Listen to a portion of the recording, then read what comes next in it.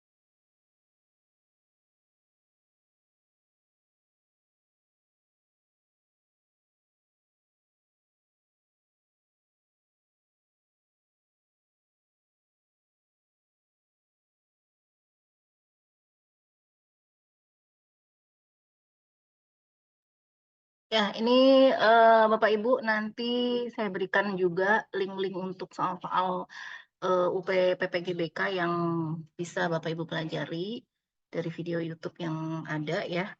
Ini mengenai pendekatan-pendekatan konseling. Mungkin Bapak Ibu pada saat pelatihan guru BK itu sudah disampaikan ya mengenai perbedaan pendekatan konseling humanistik, psikodinamik, multibudaya, postmodern, behavioristik, sudah belum?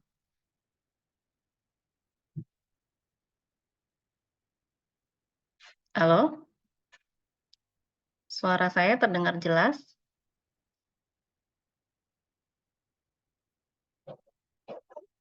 Bapak Ibu, suara saya terdengar jelas? Ya, Bu. Iya, sudah pernah mengikuti pelatihan mengenai pendekatan-pendekatan konseling, Bu? Belum. Oh, belum pernah ya. Oke, nanti di sini Bapak Ibu lihat kita lihat di Google ya, pendekatan konseling.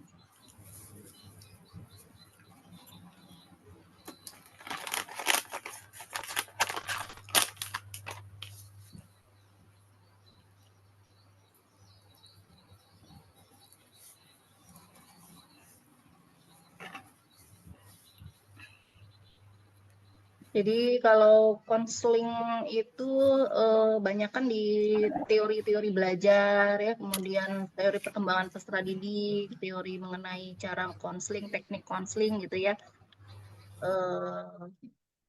pendekatan-pendekatan konseling, materinya seperti itu. Nanti ini kita coba rangkum dulu. Yang kemarin saya sudah kirim sudah dirangkum oleh Bapak Ibu belum?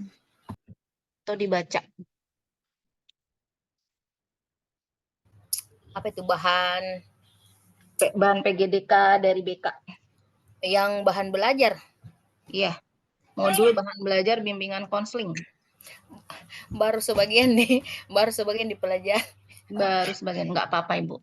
Baru di print, soalnya banyak sekali. Banyak, memang banyak sekali. Ini 200 berapa tuh? Iya, satu buku ya.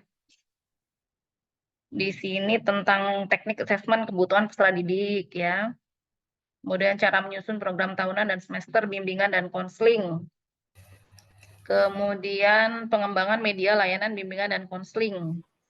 Media apa saja yang bisa digunakan untuk pelayanan bimbingan konseling, kemudian pelaporan dan penggunaan hasil evaluasi. Kemudian pendekatan konseling berorientasi perilaku, pendekatan konseling behavior, pendekatan konseling realita, ya yang soal yang tadi nih ya. Ada behavior, ada perilaku. Ya.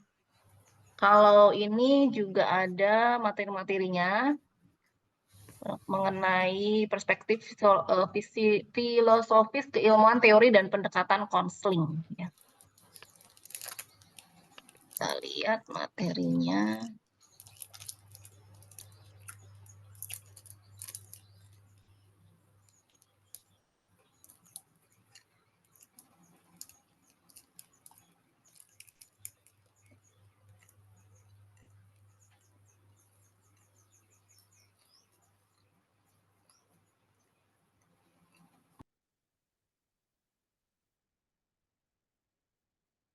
Ini yang pertama, perspektif filosofis dan keilmuan teori dan pendekatan konseling.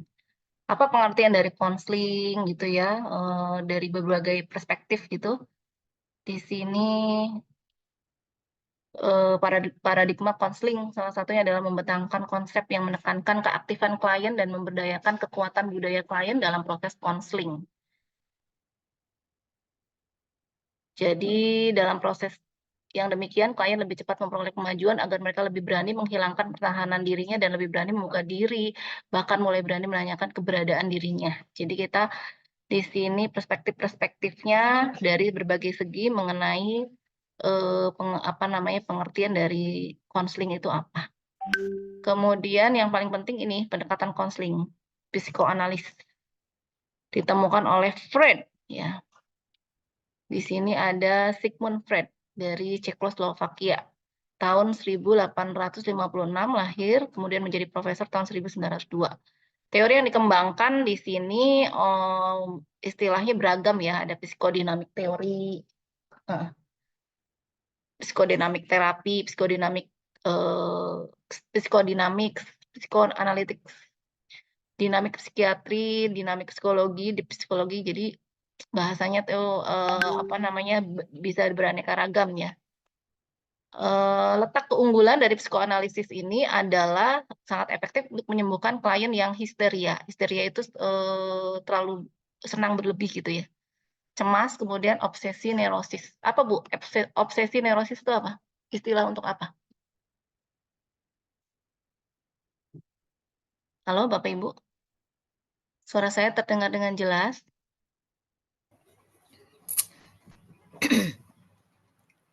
Kecil sekali ini. Pernah dengar tentang istilah obsesi neurosis? Neurosis. Biasa dengar tapi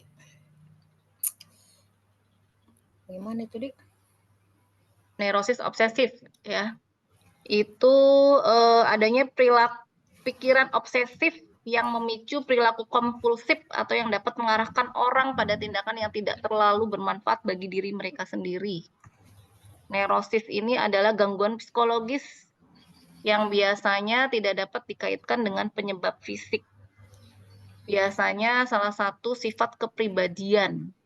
Jadi mungkin kepribadian menyimpang gitu ya, obsesi neurosis itu. Terlalu terobsesi. Ya, terlalu obsesi terhadap sesuatu gitu. Misalnya dia ingin mendapatkan suatu tujuan gitu, dan tujuan itu harus dia dapatkan ya dengan segala cara. Gitu, obsesi neurosis. Saya pindah dulu kan Bu Di karena kecil sekali layarnya. Tunggu dulu. Oh, ini di Nggak bisa HP saya baca. ya? Di HP ya? Iya, saya di Chromebook saya pakai kecil sekali, Oh, nggak bisa iya, saya iya, iya. baca, jadi saya pindah dulu ke laptop saja. Silakan Ibu. Pak Nur Yasin ada nggak di sini? Temennya ada berapa orang, Pak? Malam itu Pak Nur? kenapa ini bertanya kok belum mulai? Nah, sudah mulai dari tadi, sudah mulai Bu. Mulai dari tadi Bu. Ini ada Bu Fitri, Bu Rena, Pak Nur, Pak Brahma Kunta Wirayuda. Oh, Pak Rudi belum bisa gabung. Pak Kenapa Rudi sedang ada kegiatan mungkin, nanti dikasih rekaman dia, mudah-mudahan ini rekamannya tidak ada masalah. Kita sudah merekam tidak ya ini? Belum ya? Tapi dia bertanya dia japri, Kak, sudah tunggu saya telepon dulu. Iya, boleh. Siapa tahu dia lupa apakah. Soal UPPK. Halo, Assalamualaikum. Enggak masuk ke Suma? Masuk ke, sudah mulai nih. Tidak bisa tertolak terus dia mau. Karena tertolak. Dua misalnya ku pakai coba masuk ulang Ki. Tapi kecil sekali. Saya ini makanya pakai laptop Coba Ki Langsung ke soalnya saja ya Bapak Ibu. Coba Ki masuk ulang Ki. Oh iya iya. Oke. Ditunggu. Assalamualaikum. Iya. Dia ditunggu kayak saya. Oke, langsung kita ke soal-soalnya ya. Jadi Bapak Ibu di sini teknik yang tepat untuk menilai perilaku ya, kemudian alat-alat instrumen yang digunakan oleh guru BK itu kan ada observasi, ada sosiometri, ada studi kasus, kemudian ada tes psikologis ya. Di sini jika konselor atau guru bimbingan konseling ingin mengecek kedalaman data terkait perilaku yang diperoleh dari isian angket siswa, maka teknik yang digunakan adalah ini teknik observasi ya. Observasi itu untuk mengamati perilaku siswa. Kalau sosiometri itu seperti apa, Ibu? Pernah buat sosiometri tidak? Yang hubungan? Bukan hubungan ya? Sosiometri itu digunakan untuk mengetahui pola jaringan hubungan sosial ya. Pola jaringan hubungan sosial seorang individu dalam suatu kelompok. Ya. Atau dengan kata lain ingin mengetahui pola hubungan seseorang individu, itu sosiometri. Jadi mengetahui pola hubungan. Kemudian kalau studi kasus untuk apa, Bu?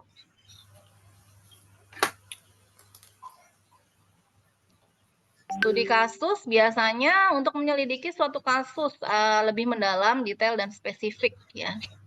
Untuk menganalisis kejadian, proses, kelompok, organisasi, atau individu ya. Seperti nanti Bapak Ibu ingin menulis studi kasus ya, berarti kan ada permasalahan yang disampaikan. Kemudian dari permasalahan itu bagaimana upaya untuk mengatasi permasalahan tersebut. Kemudian hasilnya bagaimana, kemudian pengalaman berharganya apa. Itu berarti studi kasus. Kemudian kalau tes psikologis untuk apa biasanya di sekolah? Kejiwaan. Ya, untuk mengetahui apa namanya? Kayak dites bakat dan minatnya. Tes psikologis itu ada beberapa jenis ya, Bu. Ada yang namanya tes kepribadian. Ya. Jadi kalau misalnya kalau psikologi sama psikotes beda tidak?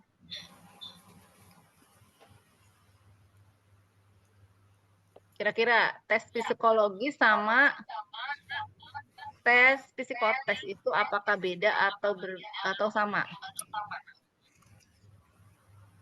Kayaknya beda deh. Bedanya apa, Bu? Kalau Psikotes itu sama dengan tes psikologi, Bu. Ya, sama dengan tes psikologi. Sama ya.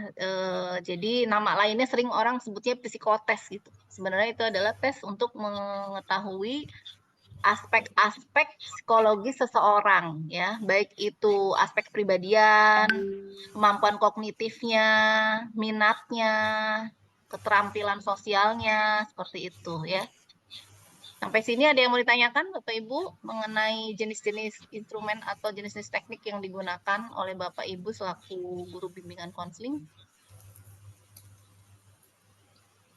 Depan. Ya, jadi nanti disesuaikan dengan soalnya. Kalau Bapak Ibu ingin mengetahui pola hubungan antar individu dengan kelompoknya itu pakai sosiometri. Studi kasus itu untuk menyelidiki lebih dalam tentang permasalahan yang terjadi ya. Kemudian psikologis itu tes psikotes ya untuk mengetahui kepribadian, minatnya, kemudian kognitifnya gitu ya. Jadi psikologis itu sangat atau tes psikotes itu sangat luas ya. Seperti layaknya kalau pegawai-pegawai BUMN, kemudian CPNS ya ada namanya tes karakteristik pribadi. Itu juga sebenarnya ingin mengetahui karakter ya atau kepribadian dari orang tersebut ya, apakah sesuai atau tidak gitu ya. Oh, kalau observasi kedalaman data. Hubungan sosial. Oke. Oke, sip ya. Oke. Kita lanjut. Aduh, kok nggak bisa di ini. Bentar. Kita lanjut ke soal berikutnya. Ini di chat. Oke, ini yang tadi saya sampaikan ya. Sosiometri tadi untuk meneliti hubungan antara anggota kelompok dengan anggota lainnya. Observasi itu dengan menggunakan panca indera, biasanya dalam bentuk angket gitu ya, isian-isiannya. Apakah dia mengerjakan tugas atau tidak, proses belajarnya bagaimana interaksinya dengan orang lain. Kayak ini. Dalam suatu rencana pelaksanaan layanan bidang bimbingan sosial, kalau BK itu ada berapa bidang sih, Bu? Bimbingannya? 4. 1. 4. Belajar. Apa saja? Pribadi, sosial, karir, kemudian Akademik. belajar. Oke, berarti ada 4. Nah, sekarang kalau dari bimbingan sosial ada rumusan tujuan.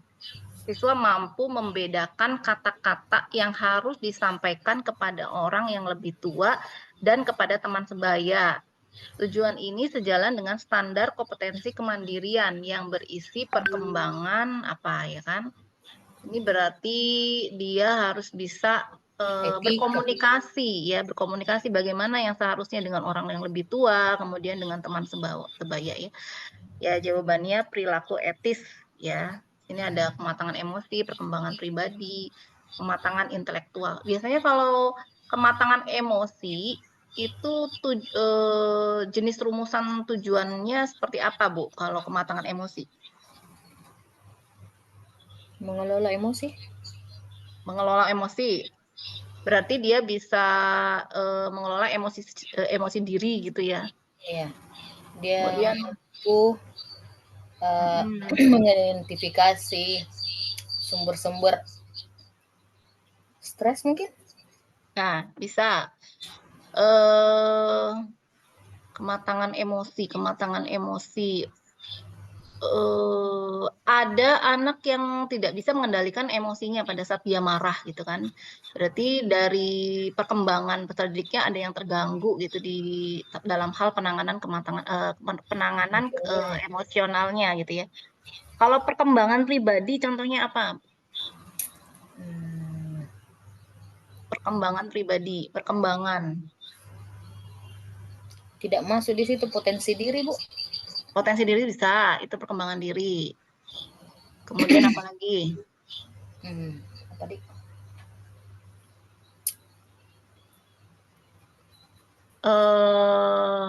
Kesiapan sekolah, kesiapan masuk sekolah, itu masuk nggak ke perkembangan diri?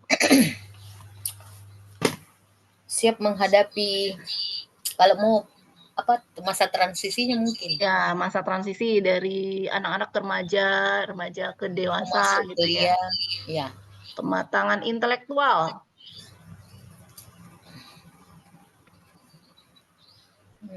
Intelektual berarti masuknya ke kognitifnya gitu ya. Ya, Ya, jadi dia bisa membedakan apa namanya yang mana salah dan benar. salah dan benar, ya betul, kematangan intelektual. Apa lagi ya? Apalagi Bu? Kematangan intelektual, kemampuan seseorang dapat berpikir secara rasional dan bertingkah secara efektif dalam menyesuaikan diri terhadap lingkungannya. Ya. Intelektual contohnya kemampuan berpikir logis.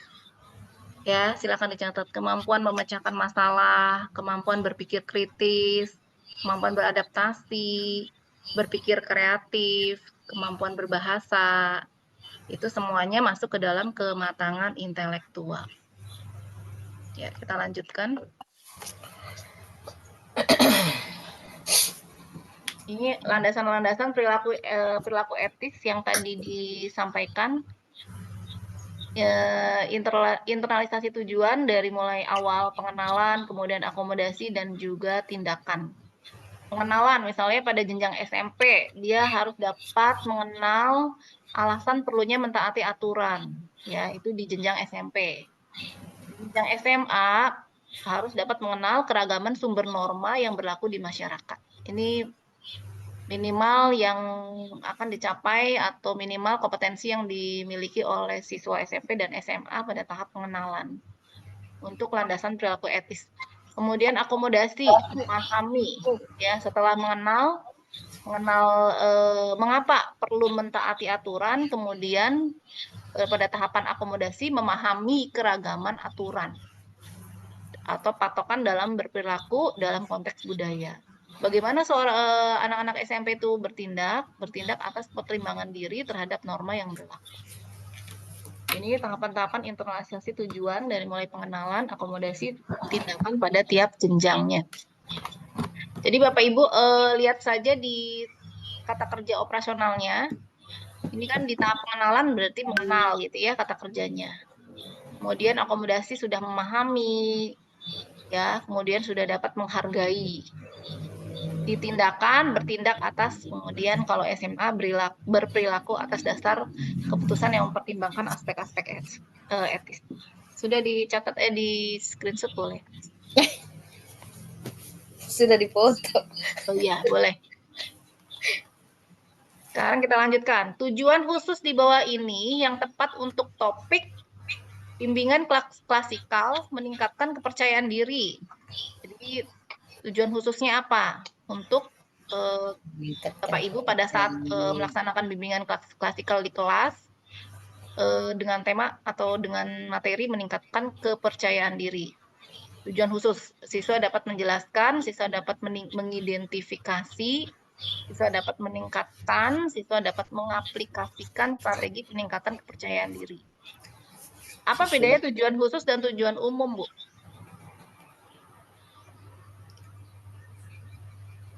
Kalau khusus spesifik mungkin. Tujuan khusus Kalau dia lebih spesifik. lebih spesifik ya. Jadi sebentar.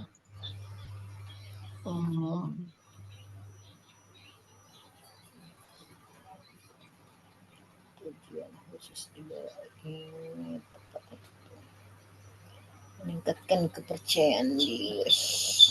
Tujuan umum dari BK, tujuan umum ini tujuan khusus ya. Kalau siswa dapat menjelaskan, mengidentifikasi, mengaplikasikan itu adanya di ranah kognitif ya, di ranah kognitifnya. Jadi yang hubungannya dengan tingkat pengetahuannya ya pada materi kepercayaan diri. Tapi kalau di tujuan khusus itu biasanya untuk sikapnya ya, siswa dapat meningkatkan kepercayaan diri. Jadi kalau kata-kata kerja operasional kan menjelaskan itu C2 ya kan, mengidentifikasi itu C2, mengaplikasikan itu berarti aplikasi dari C4 gitu kan. Jadi yang tujuan khusus itu khusus untuk penilaian sikap ya. Mengaplikasikan C3 ya itu. Kita lihat Seperti contohnya pada saat Ibu menyampaikan topik bergaul sehat dengan penuh toleransi. Tujuan khususnya siswa mampu mendemonstrasikan perilaku menghargai perbedaan. Berarti kan ini penilaian sikapnya, ya, perilaku menghargai perbedaan toleransi dalam pergaulan sehari-hari. Jadi khusus itu kalau saya lihat sikap dan keterampilan. Kata kerja operasional yang ada di tujuan khusus adalah mendemonstrasikan. Kata bendanya di sini perilaku menghargai perbedaan, ya, dari tujuan khusus. Nah, kemudian dari kata kerja operasional ini diuraikan dalam dimensi proses kognitifnya. Di sini ada kata kerja operasional menunjukkan, memperagakan, ya. Misalnya pada saat anak menghargai teman-teman yang berbeda agama dengan cara apa? Tersenyum kepada teman yang berbeda agama, ya. Kemudian apalagi? Tidak menghalangi beribadah. Ya, berkomunikasi yang baik dan sopan kepada teman yang berbeda agama, ya. Kemudian tidak menyinggung perasaan dengan bahasa-bahasa yang kasar gitu, ya, kepada teman yang juga berbeda agama gitu. Kemudian tidak menyangkut pautkan agama gitu dalam lingkungan atau pergaulan mereka, gitu ya. Ada yang mau ditanya Bapak Ibu seputar tujuan khusus? Di sini dikembangkan menjadi kata kerja operasional dan kata bendanya diuraikan. Kemudian dari kata kerja operasional ini diuraikan dalam dimensi-dimensi proses kognitif. Sudah sering Bapak Ibu kan membuat RPL gitu ya, karena ini salah satu bagian dari rencana pelaksanaan RPL itu rancangan pelaksanaan layanan gitu ya. Oke, kegiatan evaluasi program BK yang memfokuskan pada upaya menemukan bukti seberapa besar siswa terbantu dan terfasilitasi perkembangannya merupakan evaluasi. Kan Bapak Ibu, evaluasi itu ada berapa dalam BK? Evaluasi proses sama evaluasi hasil. Nah, ya. Jadi kalau menemukan bukti, memfokuskan pada upaya menemukan bukti seberapa besar terbantu dan terfasilitasi perkembangannya merupakan evaluasi hasil. Kalau evaluasi produk biasanya Ibu mengisinya dalam bentuk apa? Isian evaluasi produk di RPL. Pasti kan di RPL ada ya produk hasil gitu kan? Seperti apa Bu? Menguraikannya seperti apa? Kegiatan evaluasi. Kalau evaluasi produk dan proses. Evaluasi kita yang fokuskan pada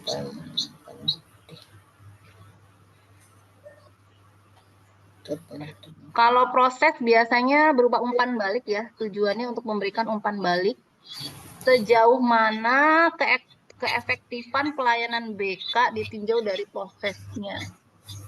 Itu evaluasi proses. Kalau evaluasi hasil ditinjau ya dari hasilnya. Jadi setelah kita ingin tahu nih perolehan klien setelah mengikuti layanan BK itu seperti apa, itu evaluasi hasil. Perubahan.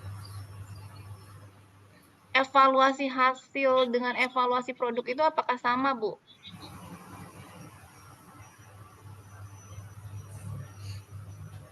Sama nggak? Sama kayaknya karena hasil Ibu.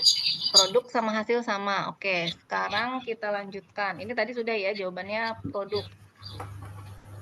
Tingkah laku belajar terjadi karena adanya asosiasi antar tingkah laku dengan lingkungannya. Pernyataan tersebut sesuai dengan konsep dari teori. Mbak, ini kalau teori begini. Ya, ini teori-teori belajar yang tadi malam kita belajar bareng kok, Bu. Reinforcement itu kan penguatan, stimulus. Ya, siapa yang Respon, stimulus mencanangkan respon. stimulus respon itu siapa? Teori belajar dari mana? Apa tadi nih? Reinforcement yang bawah. Behaviorisme ya. Yang D, behaviorisme atau behavioristik ya. Kemudian operan conditioning adanya di mana? Di teori apa? Operan conditioning itu trial error, Bu. Coba-coba. Coba-coba berarti konstruktivisme. Iya, Konstruktivistik. Social learning. Social learning itu hubungan manusia. Ya, pembelajaran yang mengutamakan hubungan antara manusia dengan manusia. Humanistik. Adanya di humanistik. Nah, classical conditioning itu behaviorisme ya. Jadi kita udah belajar tadi malam ya. Jadi ini kan behaviorisme itu adalah tingkah laku belajar itu terjadi karena adanya asosiasi antara tingkah laku dengan lingkungannya. Jadi nama lainnya itu classical conditioning. Classical conditioning itu sama aja behaviorisme. Social learning sama aja humanisme. Operan conditioning sama aja tadi apa? Konstruktivisme. Konstruktivistik. Ya. Reinforcement ini sama aja berarti Behavioristik. Behaviorisme. Bentar. Classical conditioning sama dengan B hadir. Sebentar. Behavior. Social learning tadi sama aja dengan humanisme, ya kan? Operan conditioning itu sama aja Humanistik. Sosialis. Sosial learning. Iya. Konstruktivistik. Iya. Ini bentar, tingkah laku, perilaku belajar. Reinforcement adanya di konstruktivisme.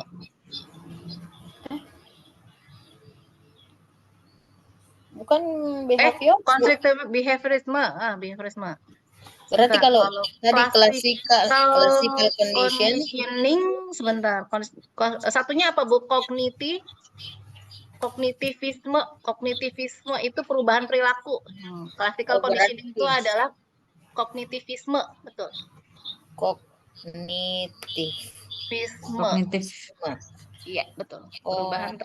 Perubahan perilaku dikarenakan adanya asosiasi antara tingkah laku dengan lingkungannya.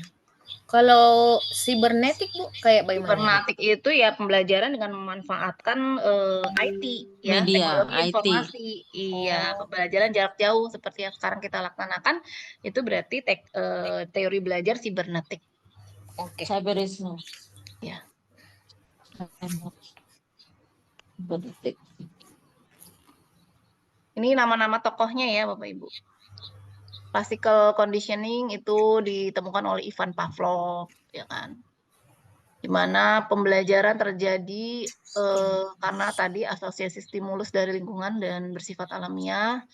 Perubahan perilaku terjadi karena lingkungan dikondisikan. Reinforcement di awal melalui peraturan atau manipulasi lingkungan.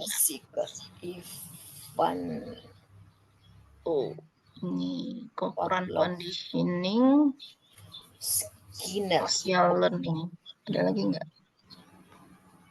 Langkah-langkah penelitian tindakan kelas. Pada saat Ibu mau melaksanakan PTK, apa yang harus dilakukan? Pertama, pastikan kita rencanakan, ya kan? Kita buat perencanaan dulu. Buat RPP-nya dulu, buat medianya yang akan digunakan apa, ya. Kemudian lembar penilaiannya. Setelah perencanaan selesai, baru kita laksanakan pelaksanaan pembelajaran, ya, atau tindakan. Kemudian kita sambil mengamati observasi pelaksanaan kegiatannya. Baru hasilnya kita refleksikan. Ya. Kita cari tahu kekuatan dan kelemahan pada saat kita melaksanakan tindakan kelas.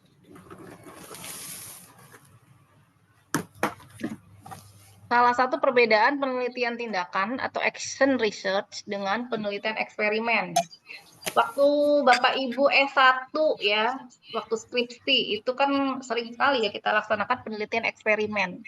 Kalau penelitian eksperimen, Ibu harus punya 2 kelas ya, 2 kelas yang dijadikan sebagai subjek penelitian, misalnya kelas 9A dengan 9B. Nah, nanti di situ kita akan memberikan perbedaan perilaku ya, perilaku modelnya kah, pendekatannya ya, atau strategi pembelajarannya. Nah, nanti kelas yang A diberi perlakuan ya pelaksanaan pembelajaran dengan model A, yang kelas B-nya tidak ya. Jadi hanya dengan menggunakan metode ceramah ya. Nanti di akhir akan dilihat bagaimana rata-rata ketuntasan belajarnya dari kelas A dan kelas B ya. Kalau misalnya terjadi gaps atau perbedaan, berarti nanti kita lihat apakah model yang digunakan di kelas A itu lebih efektif untuk meningkatkan hasil belajar dibandingkan dengan yang di kelas B yang tidak diberikan model pembelajaran tertentu seperti itu. Jadi intinya kalau eksperimen itu Bapak Ibu harus punya 2 kelas ya. Yang satu diberi perlakuan, yang satunya tidak diberi perlakuan ya. Artinya modelnya masih konvensional gitu, ceramah gitu ya. Tapi kalau penelitian tindakan kelas itu biasanya hanya satu kelas saja yang Ibu ingin tuntaskan permasalahan di kelas tersebut apa gitu kan. Kemudian biasanya bersiklus ya, misalnya kita lakukan siklus 1. Pada saat siklus 1 kemudian kita refleksikan.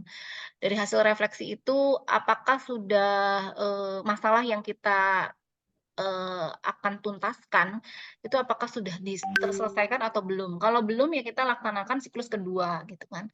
Tapi kalau eksperimen tidak bersiklus Bapak Ibu.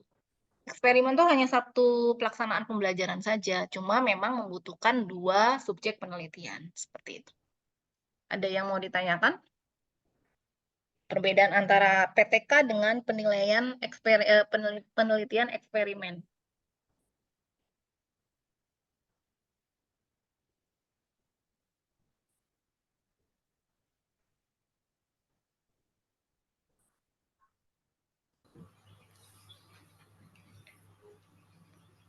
Riset.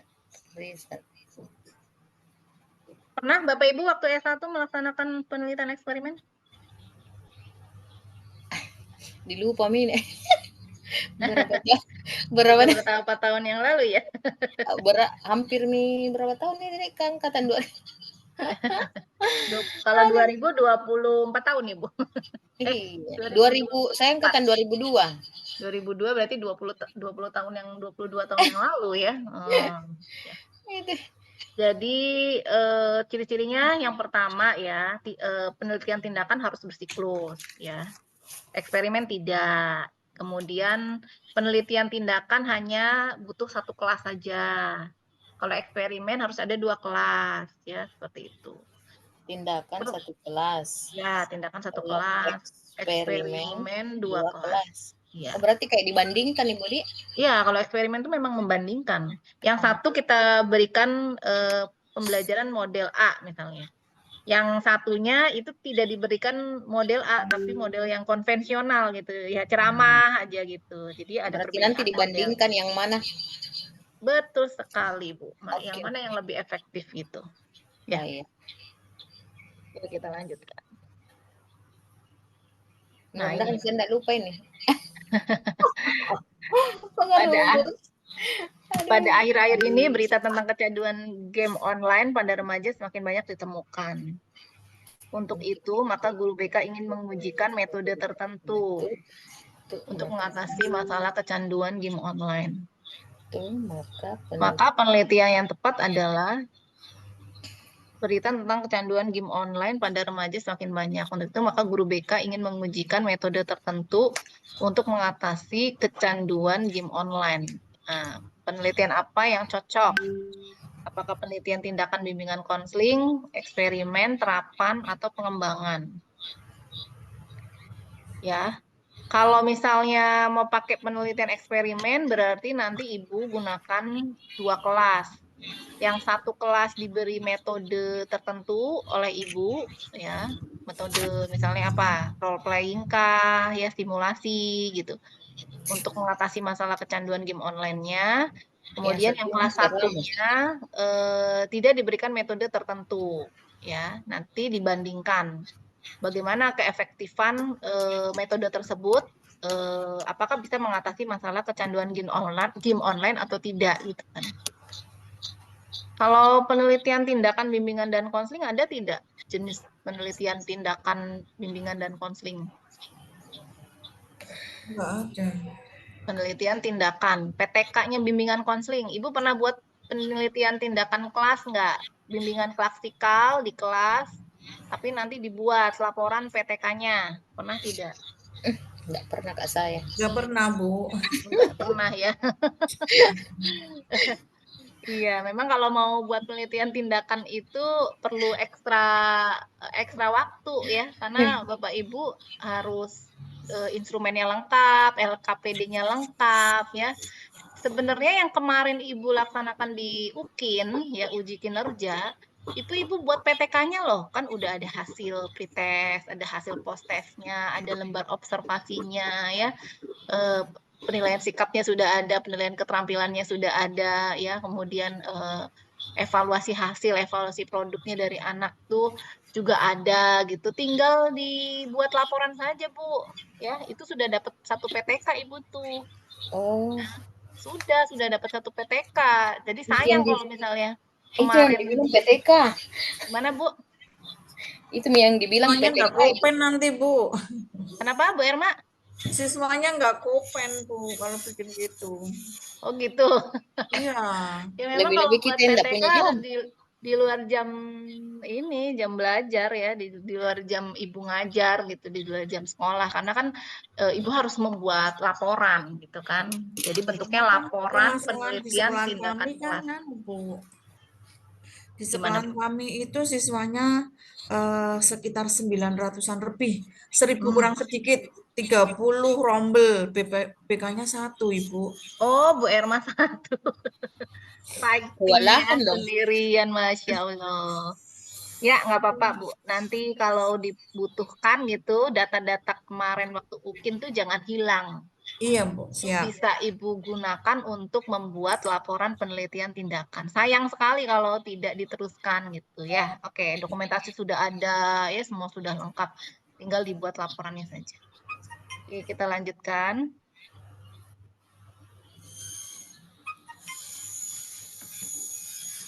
Penelitian tindakan kelas dan penelitian eksperimen. Tadi bedanya sudah ya. Kita lanjutkan soal berikutnya.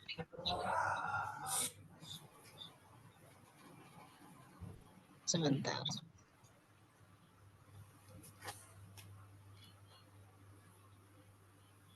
Kenapa keluar?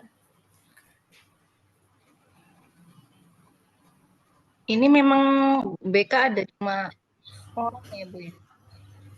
Oh, 5. Dan saya 6. Nggak seru ini, nggak seru. Oke, sok Bu Fitriani, silakan dibaca.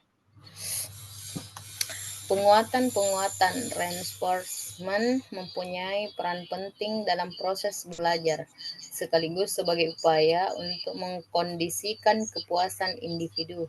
Dampak penguatan memungkinkan munculnya respon yang dikehendaki. Dalam perspektif bimbingan dan konseling, pandangan tersebut tercermin pada pendekatan. Oke, Peran ini jawabannya. Dampak penguatan memungkinkan munculnya respon yang dikehendaki dalam perspektif bimbingan konseling. Bimbingan konseling itu adalah behavioristik. Stimulus responnya. Ya, ada stimulus, respon ya. Behavioris. Ya. Kita lanjut. Ini silahkan dibaca ya, Bu ya. Pendekatan humanistik ini ditinjau dari materi bimbingan konseling. Humanistik mengatakan bahwa pemecahan masalah berpusat pada klien atau klien? Klien, Bu. Klien ya. Psikodinamika, teori yang berusaha menunjukkan perkembangan kepribadian. Unsur-unsur yang diutamakan dalam teori ini adalah motivasi, emosi, dan aspek-aspek internal. Konseling multibudaya merupakan proses interaksi antara konselor dan konseli dengan latar belakang budaya yang berbeda, sehingga diperlukan pemahaman terhadap konsep dan budaya lain, terutama bagi konselor, agar dapat memberikan bantuan secara efektif sesuai perspektif budaya konseli. Postmodern, pendekatan autoterapi yang bertujuan untuk menciptakan sebuah konteks di mana konseli dapat menciptakan cerita baru yang menyoroti ke wujud kebiasaan mereka. Ini pendekatan-pendekatan pada perspektif bimbingan konseling. Kita lanjut. Bu Erma, silakan. Dalam hasil konseling, guru BK atau konselor memprioritaskan hasil-hasil asesmen, baik tes maupun non-tes, dalam pengambilan keputusan. Pendekatan-pendekatan konseling yang relevan, A. Train and factor atau identifikasi masalah, analis, sintesis atau dikelompokkan, didiagnosis, prognosis, treatment. B. Berpusat pada solusi SFBC atau SFBT. C. Naratif atau pengalaman. D. Integratif, penggabungan, pembaharuan hingga menjadi kesatuan yang utuh. E. Eksistensial atau pendekatan ini mengutamakan suatu sikap yang menjadi kesatuan yang utuh. Oke. Oke. Terima kasih Bu Erma. SFBC, FSBT sudah pernah dibaca belum? Kepanjangannya apa? SFBC. Sudah dibaca tapi lupa, Bu. Iya. SFBC, Solution Focus Brief Counseling. Bahasa B-nya itu brief, solution depannya ya, solution. Kalau SFBT, terapi. Jadi kalau C-nya itu counseling, kalau T-nya itu terapi. Apa bedanya SFBC dan SFBT, Bu, pelaksanaannya? Bedanya apa kira-kira, Bapak Ibu? Tanaman-tanaman yang ada di sini. Coba dibuka lagi catatan rangkumannya. Yang sudah pernah baca di mana ya bacanya? Di materi yang mana? Jadi SFB-nya depannya sama nih Bu. Kalau depan belakangnya yang beda. C itu konseling, T itu tes. Jadi perbedaannya itu pada fokusnya ya. Fokusnya kalau yang konseling untuk mencari solusi dari suatu masalah dan melakukan perubahan untuk menjadi pribadi yang berkembang. Konseling. Kalau SFBT itu menggunakan pertanyaan yang membangun solusi untuk mengarahkan konseling pada saat masalahnya tidak ada. Pernah nggak Ibu lakukan SFBC dan SFBT di sekolah? Pernah, Bu? Pernah mungkin tapi tidak menyadari bahwa itu termasuk yang ini. Iya. Jadi kalau konseling SFBT ya yang tes itu, fokus konselor itu memfasilitasi konseling dalam membangun solusi dalam skala kecil, realistis, dan ketercapaiannya tinggi. Ya, menggunakan pertanyaan-pertanyaan ya, yang pertanyaan-pertanyaan terbuka biasanya yang harus diisi oleh konseling gitu ya, saat dia oleh ibu diberikan layanan konseling individu gitu ya. Katar, tapi dikembalikan loh ya. Konselor yang menentukan solusinya. Iya. Nah, ini kan di sini soalnya konseling guru BK atau konselor memprioritaskan hasil-hasil asesmen baik tes maupun non-tes dalam pengambilan keputusan. Di sini jawabannya pendekatan konseling yang relevan adalah trait and factor. Coba di sini kita lihat materi berikutnya. Silakan dibaca Pak Rudi. Pak Rudi lagi baca enggak? Siap, Bu.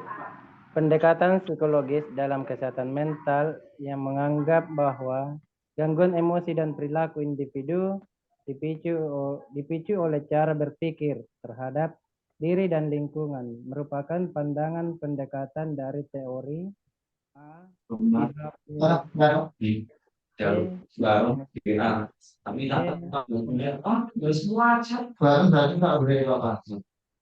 Dan E adalah eklektik. Ya, pendekatan psikologis dalam kesehatan mental yang menganggap bahwa gangguan emosi dan perilaku individu dipicu oleh cara berpikir terhadap diri dan lingkungan. Tadi yang hubungannya diri dan lingkungan, perilaku perubahan tingkah laku, ya, itu adanya di kognitif, ya. Di teori belajar apa, Bu? Kognitivisme, ya, kognitivisme. Yang B. Ini juga sama, kita baca Bu Rena.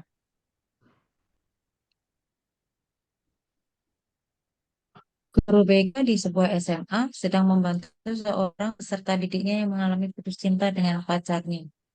Gejala yang tampak adalah kurang semangat mengikuti pelajaran, menarik diri dari pergaulan, menyendiri, serta menghindari interaksi dengan lawan jenis. Berdasarkan gejala yang muncul, maka guru BK sedang menghadapi peserta didik yang mengalami distorsi atau pemutarbalikan suatu fakta, aturan, dan sebagainya. Penyimpangan pada aspek kognitif, Bu. Kognitif, ya, berarti Kurang semangat karena semangat mengikuti pelajaran. iya, berarti ada asosiasi antara lingkungan konflik gitu ya terhadap perilakunya. Iya. Kognitivisme. Kita lanjutkan. Silahkan dibaca, Bu Fitria. Siapa lagi nih yang di sini yang belum membaca? Bu Erma sudah, ya? Bu Rena, Pak Rudi, Pak Nur. Pak Nur, silakan Pak Nur.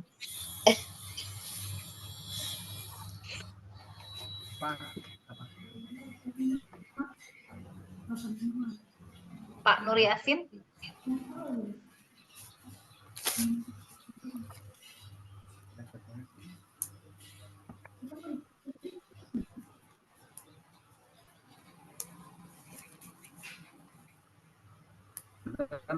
Yang lain itu lagi ada siswa. Ya, pendekatan konseling untuk menangani konflik mungkin ya. Menangani konflik dengan konsep diri buruk adalah berpusat pribadi atau person center. Behavior, pelaku yang menyimpang. Nah, pribadi sendiri. Ya, kan EBT itu apa, Bu, ya? Panjangannya. Rasional emosi. Apa? Rasional bahasa Inggris. Rasional, emotif, behavior, terapi. Ya. Untuk apa? Rasional, emotif, behavior, terapi. Terapi yang tujuannya untuk menghilangkan gangguan emosional yang dapat merusak individu seperti cemas, benci, takut, rasa bersalah, marah, dan sebagainya. Kan kadang ada kejadian banyak ya, misalnya ada orang tuanya tuh meninggal dunia. Kemudian sebelum meninggal dunia tuh dia merasa bahwa penyebab meninggalnya dari orang tuanya itu adalah anak dia sendiri gitu. Nah, itu rasa bersalah itu membuat perubahan tingkah laku dia itu di sekolah itu menjadi murung ya, sering berdiam diri, sering menjauh dari teman-temannya gitu, tidak jarang berkomunikasi gitu, karena dalam dirinya selalu ada rasa ketakutan, rasa bersalah dia gitu, bahwa penyebab dari meninggalnya ibunya itu adalah karena pada saat orang tua itu meninggal dia tidak ada di rumah gitu. Ya, dia main gitu sampai larut malam, kemudian mendapati kabar bahwa ibunya itu meninggal karena pada saat dia sedang tidak ada di rumah gitu. Dan rasa bersalah itu tidak bisa dia maafkan gitu ya sepanjang hidupnya ya.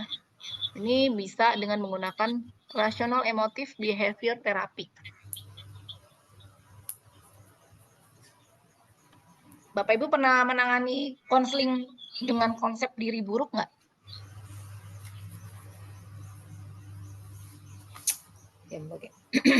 Sekolah. Pendekatannya itu konsep diri buruk. Bagaimana yang dikatakan konsep konseling, ya, pendekatan Yang konseling seperti gimana, Bu? Kadang untuk kita itu udah pernah melakukan, tapi nggak tahu namanya. konseling konsep diri buruk itu salah satu cara ya untuk mengubah konsep diri negatif itu menjadi positif ya. Contohnya bagaimana? Misalnya ya konsep konseling individual yang Bapak Ibu sering lakukan itu sebenarnya berpusat pada pribadi ya. Konseling individual ya. Kemudian doktrin positif. Kemudian dengan melakukan pendekatan realita ya. Mengubah pola komunikasi ya, itu cara untuk menangani konseling dengan konsep diri buruk.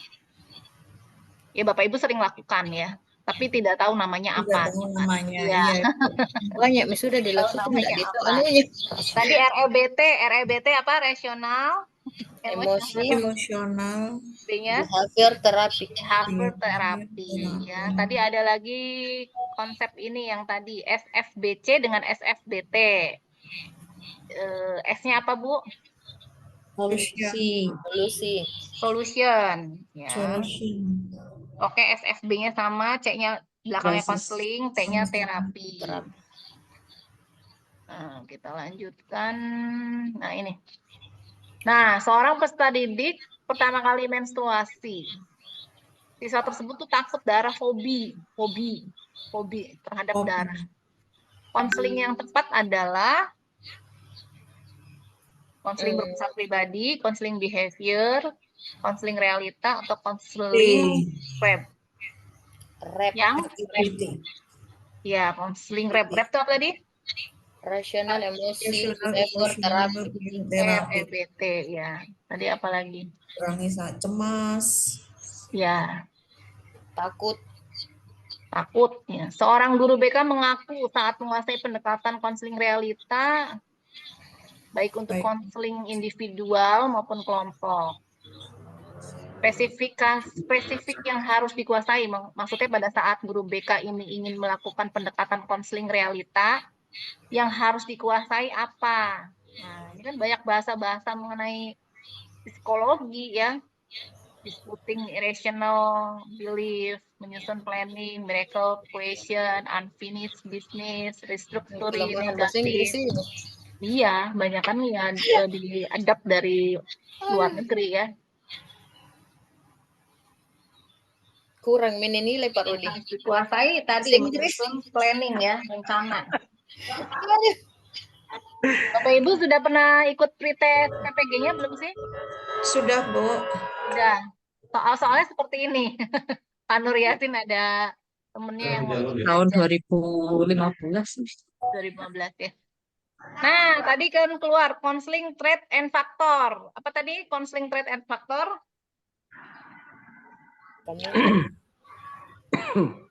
Dengan menggunakan alat-alat tes ya. Nah, yang tadi yang ini nih.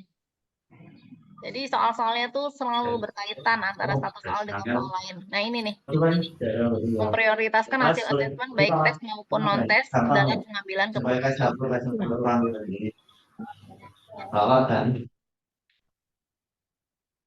Oke, ini tadi kan jawabannya trait and factor. Trait and factor itu langkahnya dari mulai identifikasi masalah, analisis, sintesis, diagnosis, prognosis, dan treatment.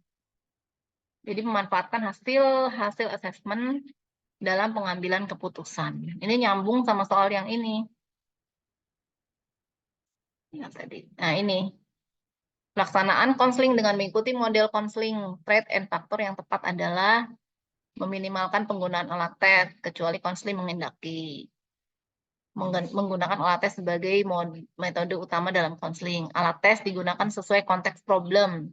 Alat tes sebagai pendukung menyelesaikan problematika peserta didik, mengajak konseling. Jadi jawabannya yang D. Ya. Ini Bapak Ibu silakan dibaca. FBC, reality terapi, terapi gestalt.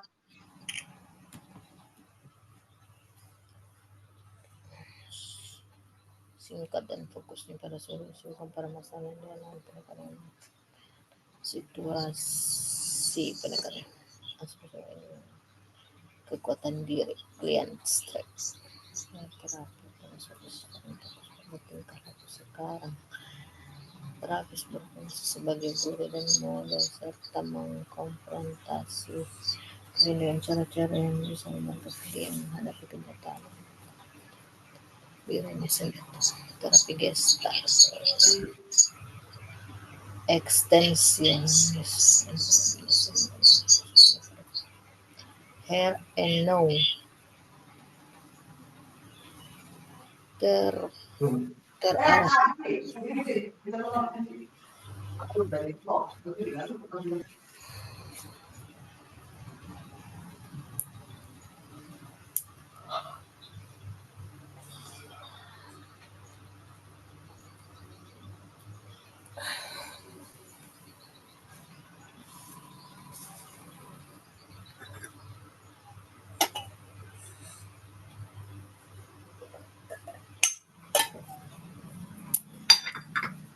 Kita lanjutkan ke nomor berikutnya. Silakan Bu Erma dibaca.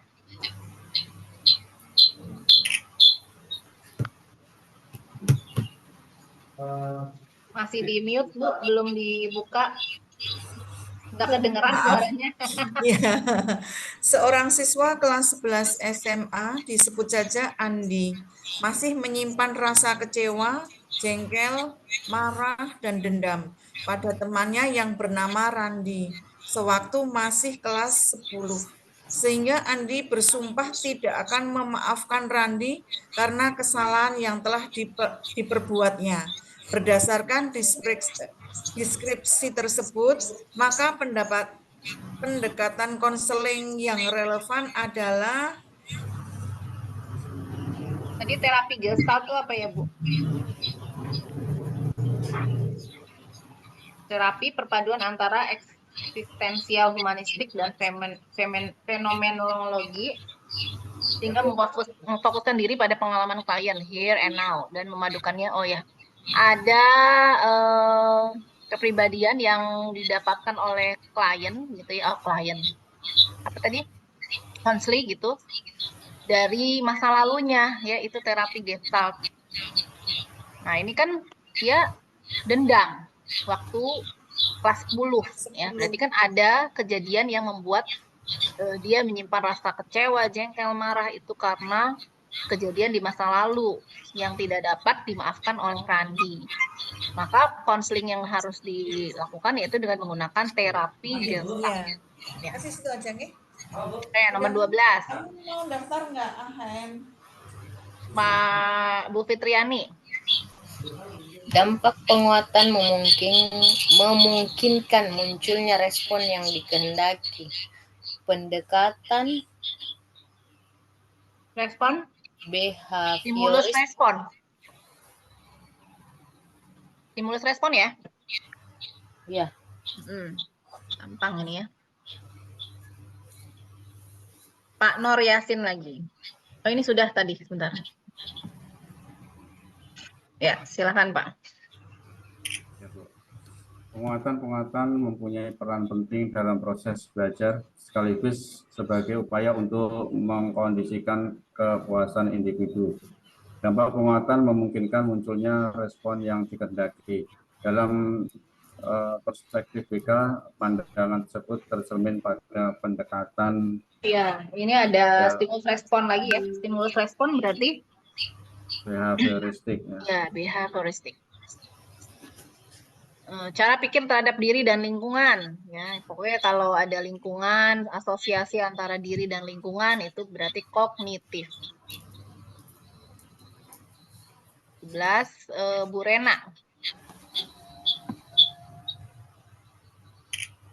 Pada awal pertemuan bimbingan kelompok, yang penting terciptanya suasana hangat, ada kemauan anggota untuk saling terbuka. Oleh karena itu akan lebih tepat kalau konselor menggunakan teknik ice breaking, jadi pemusatan semangat, Bu. Pada awal pertemuan ya, ini pada awal pertemuan bimbingan klasikal, Yang penting kan terciptanya suasana hangat ya, ada kemauan mereka merasa nyaman gitu ya dengan kita sebagai konselor gitu masuk ke dalam kelas, ingin menyelesaikan suatu permasalahan yang nanti akan diangkat oleh ibu di dalam pembelajaran. Kemudian supaya mereka itu bisa mau untuk terus saling terbuka, itu kita bisa dengan menggunakan teknik ice breaking di awal pembelajaran. Oke, kita lanjutkan soal-soal yang lain.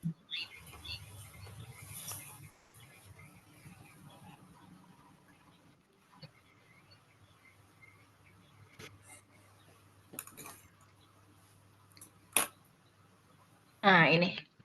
Sudah kelihatan? Sudah kelihatan semua anunya. Iya, silakan dibaca oleh Ibu Ibu siapa tadi? Bentar, udah 7.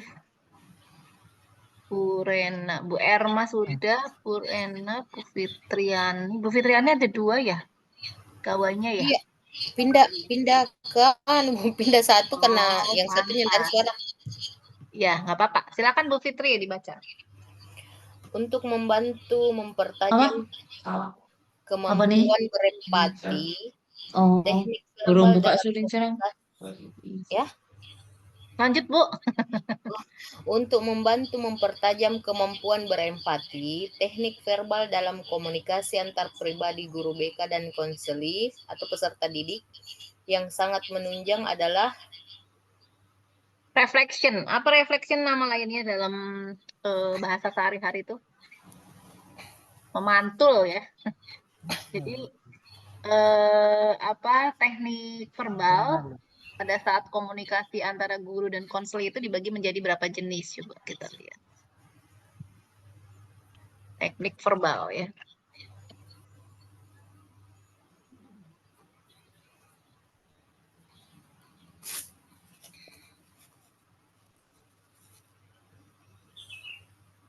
Nah, saya cari materinya dulu. Di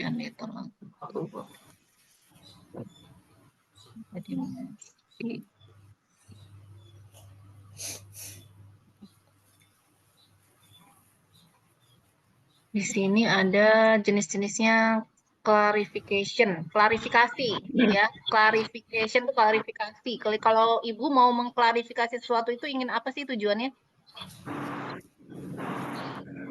Biar suatu permasalahan itu jelas untuk penyelesaiannya, Bu.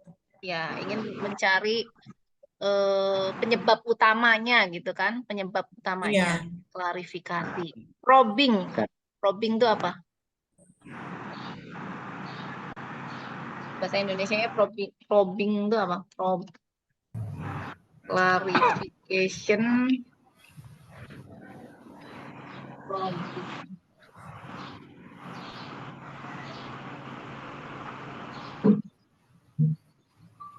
Nah, mereka teknik komunikasi.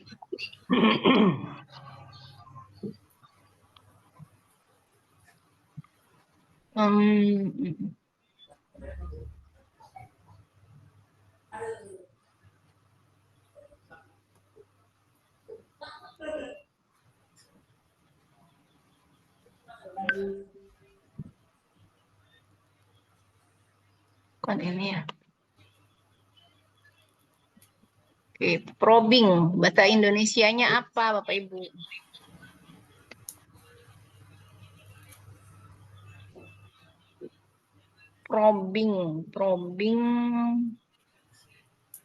Probing sama saja menyelidiki.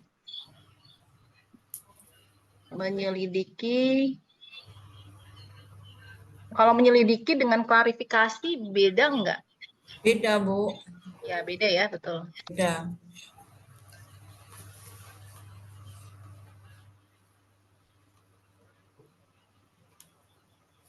mungkin kalau klarifikasi itu bukan menjelaskan ya.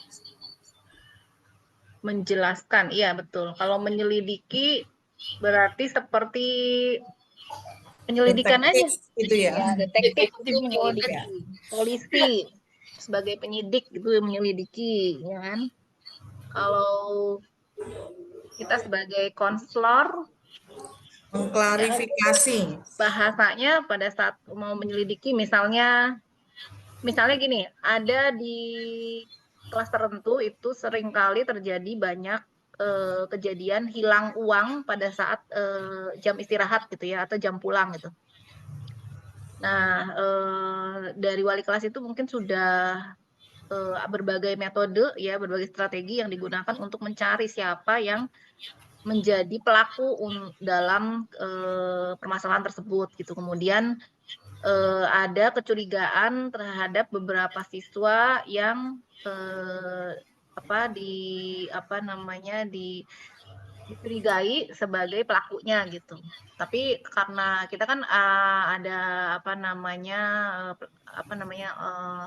bahwa semua orang itu tidak bersalah gitu ya, sehingga wali Juga. kelas bekerja sama gitu dengan guru BK untuk mencari tahu gitu kan siapa pelaku yang memang kalau jam-jam istirahat atau jam-jam pulang itu di kelas tersebut tuh ada saja setiap hari yang kehilangan uangnya gitu ya, apakah itu yang ditaruh di dalam tas atau ditaruhnya pokoknya di kelas gitu ya, terjadi seperti itu. Nah, sebagai seorang konselor berarti kan harus mengklarifikasi dulu ya, terjadi kejadiannya itu harus dari beberapa orang dulu ditanyai ya, apakah betul memang uangnya itu dibawa ke sekolah atau memang ketinggalan di rumah gitu ya. Jadi harus klarifikasi dulu ke anak-anak yang lain sebelum ke anak yang memang wali kelas curigai seperti itu. Jadi tidak langsung menjudge gitu kan bahwa si A, si B, si C itu yang menjadi pelakunya. Langsung menuduh. Ya. Reflection. Tadi reflection itu dengan cara berkomunikasi dengan konselor itu dengan berempati ya. Kita merasakan apa yang mereka rasakan saat terjadi permasalahan. Yang ini silakan dibaca Pak Nur.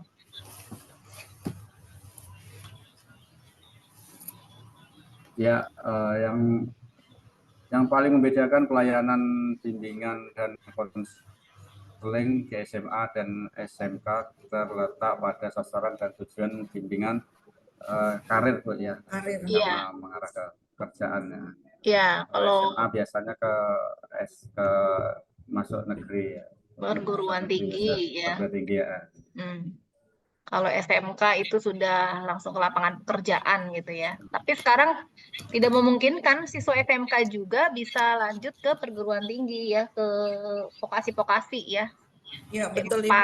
ya, malah sekarang itu banyak sekali anak-anak UTBK yang berlomba untuk masuk ke perguruan tinggi dengan jalur UTBK. Karena jalur UTBK-nya sekarang membuka peluang gitu, bisa tesnya itu hanya matematika, bahasa Inggris, dan bahasa Indonesia saja ya. Kalau dulu kan ada fisika, kimia, biologi, pastinya kalah anak-anak SMK kalau misalnya masih ada tes TKA-nya ya, tes kompetensi akademik. Tapi sekarang sudah ditiadakan sejak kurikulum merdeka, sehingga anak-anak SMK itu banyak yang melanjutkan ke perguruan tinggi juga gitu ya. Nih. Oke, silakan Bu Erna. Topik-topik bimbingan klasikal yang dirancang untuk membantu peserta didik lebih menyadari perubahan-perubahan emosi akibat terjadinya perubahan fisik. Ini merupakan fungsi bimbingan pemahaman, pemahaman Ibu.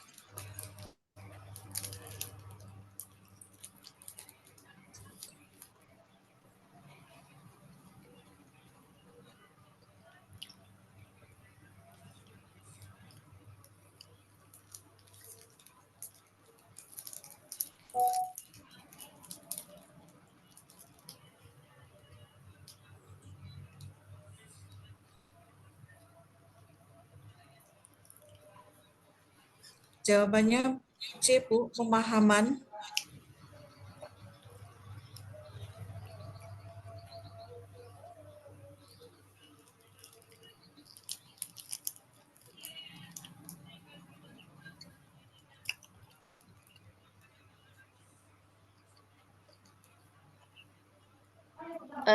Bapak Ibu, ini kan di sini perubahan emosi akibat terjadinya perubahan fisik. Kira-kira contohnya perubahan emosi yang seperti apa yang diakibatkan oleh perubahan fisik? Contohnya saja.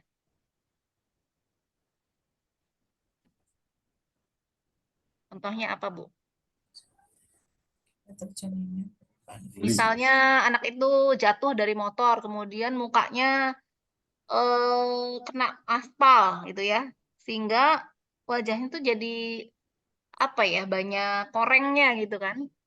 Nah, dia malu gitu ya, malu kalau ketemu temennya gitu kan. Kemudian dia mungkin ada temennya yang akhirnya membuli gitu ya, membuli anak tersebut gitu, sehingga terjadi perubahan-perubahan emosi di situ akibat terjadinya perubahan fisik. Perubahan fisik lain misalnya postur tubuhnya yang tadinya kecil gitu kemudian tinggi ya, kemudian pada saat perubahan ketinggian itu kan sama aja perubahan fisik ya, mengakibatkan adanya perubahan emosi. Itu contohnya. Oke, kita lanjut.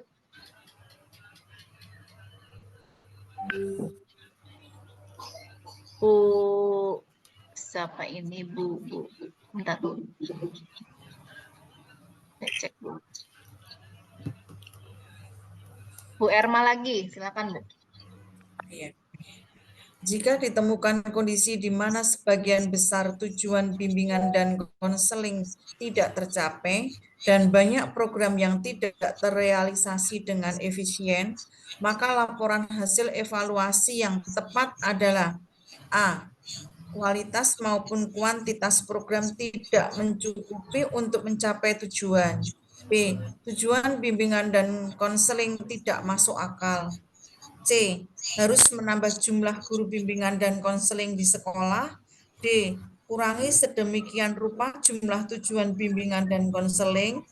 E. Ganti semua program bimbingan dan konseling sesuai teori terkini. Iya. Di situ jika ditemukan kondisi di mana sebagian besar tujuan bimbingan konseling tidak tercapai. Misalnya Ibu sudah membuat Iya. Misalnya Bapak Ibu sudah membuat program tahunan ya, program tahunan di sekolah ya, kemudian dari program tersebut banyak sekali yang tidak tercapai atau tidak terrealisasi, maka laporan hasilnya harus seperti apa ya? Apakah tujuan-tujuan itu tidak masuk akal? Apakah harus menambah jumlah guru, kurangi sedemikian jumlah tujuannya, ganti semua program ya kan? Nah, yang paling tepat adalah kualitas dan kuantitas program tidak mencukupi untuk mencapai tujuan. Program untuk mencapai tujuan ya.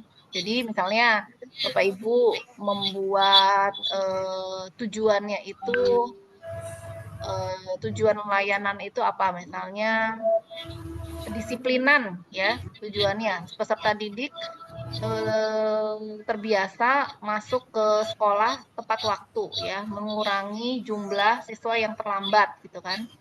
Nah, buat program apa untuk capai tujuan tersebut? Ternyata pada saat di akhir dievaluasi masih jumlah presentasi siswa yang tidak atau yang masih terlambat ke sekolah itu masih tinggi. Berarti nanti kita evaluasinya kualitas programnya, kuantitas programnya tidak mencukupi.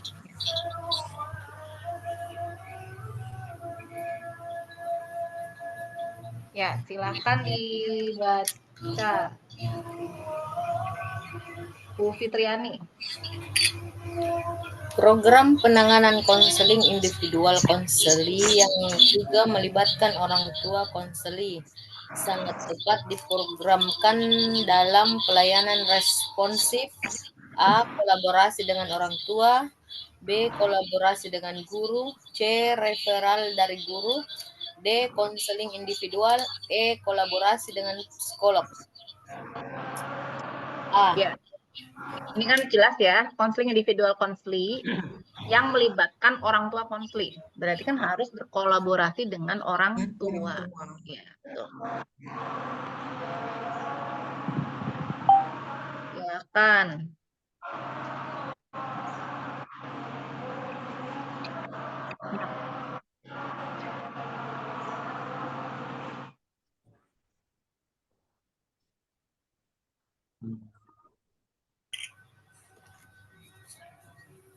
Ya, Pak Rudi silakan dibaca. Oh ya. Ya. Baik konselor maupun konseli berhak mengakhiri proses konseling meskipun konseling belum selesai. Sesuai kode etik profesional, hal ini dibenarkan terutama karena A. Kurangnya keterbukaan konseli, B. Keterbatasan pengetahuan konselor, C. Ketidakpercayaan konseli, D. Keterbatasan kepribadian konselor, E. Kurangnya manfaat bagi konseli. Ya, jadi boleh ya kalau misalnya konselor maupun konseli itu mengakhiri proses konseling, walaupun konselingnya belum selesai. Sesuai kode etik profesional, ini boleh boleh karena ini ya, bukan karena kurang keterbukaannya konseli ya, karena keterbatasan pengetahuan konselor juga nggak boleh ini ya, ketidakpercayaan konseli, keterbatasan kepribadian konselor ya. Yang boleh diberhentikan itu karena kurangnya manfaat bagi konseli itu boleh. Cara kode etik profesional. Pak Nur silakan.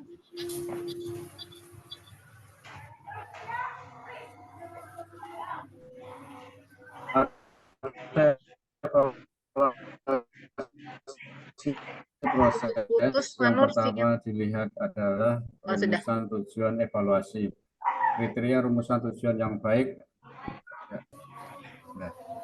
jaminan kebutuhan peserta didik. Ya, pada proses evaluasi yang pertama dilihat adalah rumusan tujuan evaluasi pasti ya. Pada saat kita menyusun rancangan layanan konseling, itu pasti yang diutamakan tujuannya dulu ya. Jangan sampai kita laksanakan RPL tapi tanpa tujuan. Kriteria rumusan tujuan yang baiknya apa? Tujuan sama dengan visi dan tujuan. Apakah tujuan RPL itu sama dengan atau tujuan evaluasi itu sama dengan visi dan tujuan sekolah, Bapak Ibu? Disamakan dengan visi dan tujuan sekolah?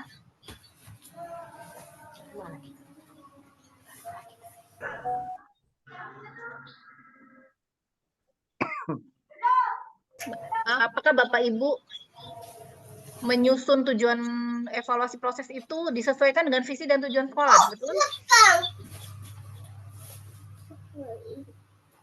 Mana Bapak Ibu? Pada evaluasi proses yang pertama dilihat.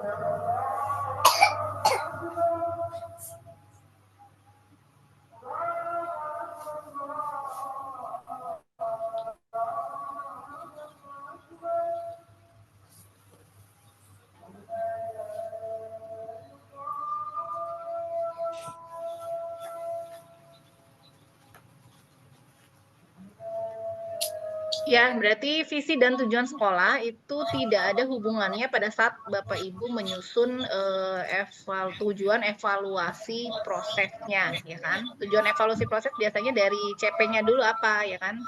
Capaian pembelajaran atau capaian layanannya apa, gitu kan?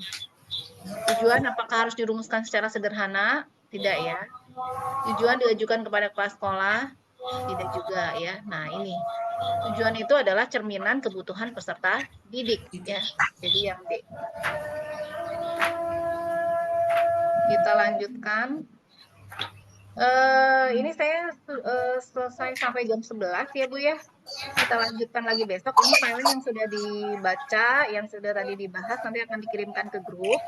Kemudian nanti ditambahkan juga ada dari video-video pembelajaran mengenai BK sendiri, khususnya untuk membantu Bapak Ibu lebih memahami materi tentang BK-nya sendiri ya. Ya, mungkin ada yang mau ditanyakan Bapak Ibu sebelum saya tutup. Saya ada jam ngajar lagi soalnya. Ya, silakan Bu Erma. Gini Bu, yang tadi malam dibahas itu kan yang studi kasus ya Bu ya? Iya. Saya nanya studi kasus. Ketika kita mengupload masalah pribadi itu tidak pas ya Bu ya? Mendingan yang masalah pribadi, mendingan masalah yang di kelas gitu ya Bu? Ya, lebih baik bimbingan klasikal aja Bu. bimbingan klasikal yang Ibu akan selesaikan atau yang terjadi di sekolah itu yang sedang hangat-hangatnya itu apa sih? Kemudian yang sudah diselesaikan oleh Ibu. Intinya studi kasus reflektif itu memang yang harus sudah diselesaikan. Iya, Bu. Jangan yang belum pernah Ibu selesaikan. Karena kalau misalnya belum pernah Ibu selesaikan atau laksanakan upayanya, itu akan lebih sulit merangkai katanya dibandingkan yang memang sudah Bapak Ibu laksanakan gitu. Pengalaman pribadi dulu.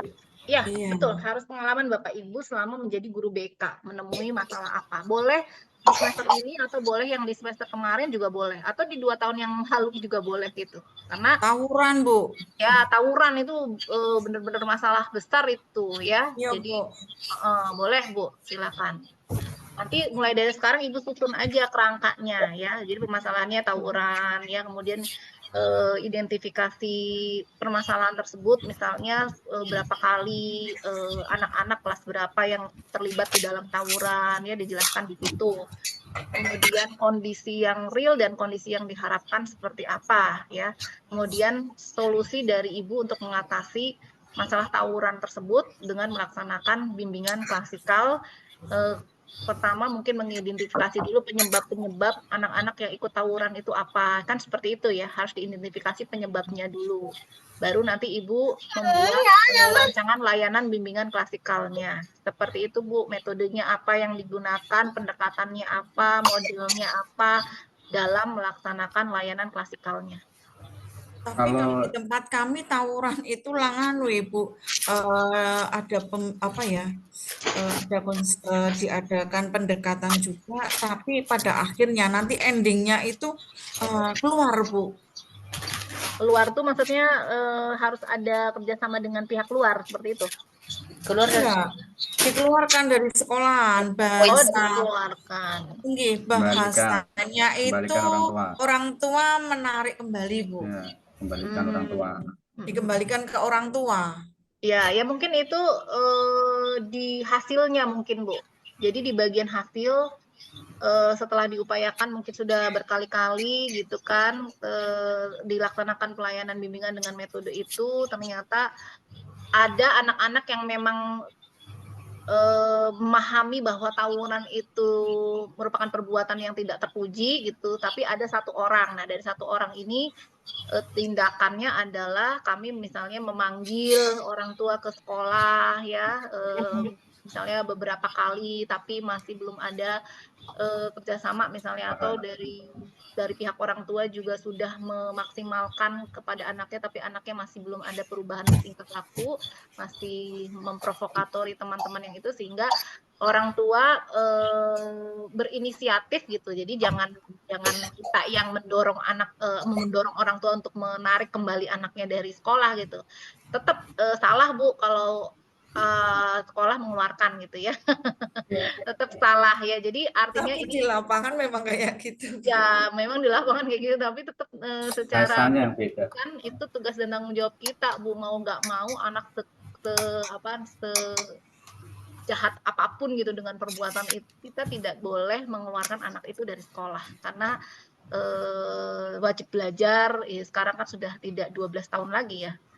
Ya sudah tidak 12 tahun lagi, tapi ditambahkan gitu kan, mereka harus tetap wajib sekolah gitu. Artinya niatnya itu dari orang tua menarik anak itu dari sekolah. Itu Bu. Memang tugasnya dilema Bu. Ya, memang dilema. Kalau tidak di satu sisi BK ingin membimbing, memperbaiki biar jadi anak yang baik, tapi dari manajemen sekolah tidak diizinkan, Yuk. Iya, Kak, kita ini bawahan, Ji. Iya, biasanya kan memang harus ada pemahaman yang benar ya mengenai tugas dan tanggung jawab kita sebagai seorang pendidik, bukan hanya tugas konselor sebenarnya ya. Itu juga harus dilakukan oleh semua guru kelas gitu, guru bidang gitu ya, terutama juga kepala sekolah sebagai manajerial dari suatu satuan pendidikan gitu. Tapi kalau misalnya dari guru-gurunya itu hanya ingin cepat masalah itu selesai, ya artinya jalan keluarnya tadi seperti itu gitu loh. Tapi secara sistem pendidikan sendiri gitu, Ya itu tugas guru gitu. Mengubah perilaku anak itu memang tidak mudah, tapi itu tugas kita gitu. Makanya nanti di soal-soal SJT itu tidak boleh kita menjawab soal-soal kepribadian itu mengalihkan tugas dan tanggung jawab kita sebagai seorang guru dan konselor kepada pihak lain, misalnya kepada psikolog lain di luar sekolah, gitu ya. Ada hal seberat apapun suatu masalah, kita harus tetap membimbing anak-anak dengan ikhlas.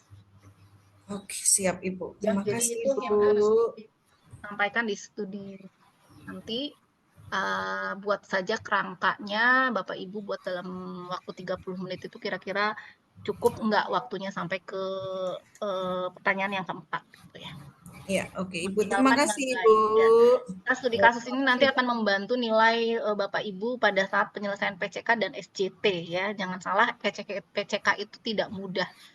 Ya, tidak mudah. Sehingga salah satu trik dari pemerintah supaya banyak yang lulus itu adalah studi kasus reflektif ini yang nilainya mungkin setara dengan PCK yang nanti Bapak Ibu kerjakan selama 120 menit ya, 35 soal itu gitu ya. Jadi maksimalkan baik-baik. Poin-poinnya itu harus kena. Jadi jangan sampai kita menuliskan itu tanpa apa ya namanya tidak lengkap gitu bagian-bagiannya gitu. Jadi kasus reflektif ya. Bagian pertama harus ada apa, bagian kedua, ketiga, keempat, karena nanti di penilaian rubrik studi kasus reflektif itu nanti yang akan digarisbawahi oleh tim penguji itu yang kemarin saya sampaikan poin-poinnya yang untuk kita 3 jam itu Bu, yang saya buka rubrik penilaian dari penguji UKIN gitu. Mungkin saya juga akan menguji PPG mahasiswa PPG piloting tahap 1 ya di tanggal 20 berapa jadwalnya itu ya 23. jadwal penilaian UKIN-nya oleh tim penguji 3 sampai 23 ya. 23 Bu. Ya, jadi ini sudah ada tahap ketiga loh Bu di tahun 2024 untuk PPG Iya, piloting betul. ini. Kemarin Jadi sore Ibu. ya, jadi pemerintah itu mau menuntaskan 1,1 juta guru, 1,1 juta guru yang belum tersertifikasi gitu ya. Kalau dengan cara PPG dalam jabatan kemarin itu kalau 10 tahun tuh belum selesai, Bu. 10 tahun itu belum selesai untuk menyelesaikan masalah guru ya yang belum disertifikasi gitu kan. Jadi akhirnya dengan menggunakan PPG guru tertentu melalui PMM gitu mereka belajar secara mandiri gitu kan supaya jumlah pesertanya itu dinaikkan menjadi 5 sampai 6 kali lipat tiap tahunnya gitu. Supaya tahun 2025 itu semuanya sudah tersertifikasi semua tahun 2025. Jadi paling lambat itu tahun depan harus sudah beres. Seperti itu. Ya. Yang berat itu tim-tim penguji. Tim pengujinya di Indonesia itu hanya mungkin tidak sampai 1.000 orang ya. Tapi yang ikutnya luar biasa gitu ya. Jadi mungkin satu tim penguji itu bisa hampir ratusan gitu yang akan dicek oleh tim penguji. Ya, makanya portofolio itu dihilangkan. Ya, portofolio itu dihilangkan supaya mengurangi pekerjaan dari tim penguji. Jadi yang dicek tim penguji itu hanya perangkat dan video saja. Ya, satu lagi dengan studi kami semua ya Bu ya. Insya Allah mudah-mudahan Bapak Ibu semua lulus ya, tidak ada yang retaker. Saya juga sangat berharap sekali Bapak Ibu pada saat pelaksanaan UTBK semuanya sehat ya, jaga kondisi. Bapak Ibu baik-baik. Oke, itu saja yang saya sampaikan. Mohon maaf untuk hari ini, kita lanjutkan besok. Terima kasih. Assalamualaikum warahmatullahi wabarakatuh. Waalaikumsalam. Waalaikumsalam warahmatullahi wabarakatuh. Ya, selamat bertugas kembali Bapak Ibu. Ya, terima kasih Bu. Sehat selalu.